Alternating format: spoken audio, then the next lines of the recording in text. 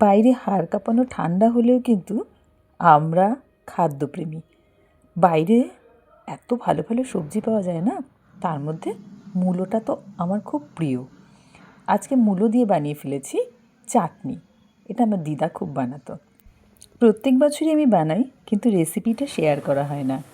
আমি মূলোগুলোকে গোল গোল করে কেটে একটু ভাপিয়ে নিয়েছি, আর তার সাথে চালটা কেটে এরকম থেতো করে নিয়েছি। গুড়টা তো মাস্ট, গুড় লাগবেই। আর তেল দিয়ে ফোড়নে দিয়েছি শুকনো লঙ্কা আর সর্ষে। সর্ষে আর শুকনো লঙ্কাটা একটু ভাজা হয়ে গেলে আমি এর মধ্যে থেতো করা চালতাটাকে দিয়ে দেবো। চালতাটা দিয়ে আমি 2-3 মিনিট একটু ভেজে নেব। ভাজা ভাজা হয়ে গেলে আমার যে আগে থেকে সেদ্ধ করা মূলোগুলো ছিল সেটা আমি এর মধ্যে দিয়ে দেবো।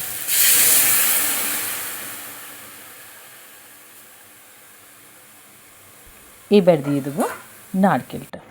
নারকেল আমি ভালোভাবে মিক্সিতে বেটে নিয়েছি।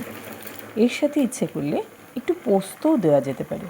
আমার ঘরে ছিল না বলে আমি দিইনি, আপনারা দিতে পারেন, টেস্ট তাতে বাড়বে।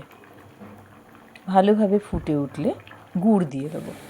গুড়টা যত ভালো হবে তত খেতে ভালো হবে।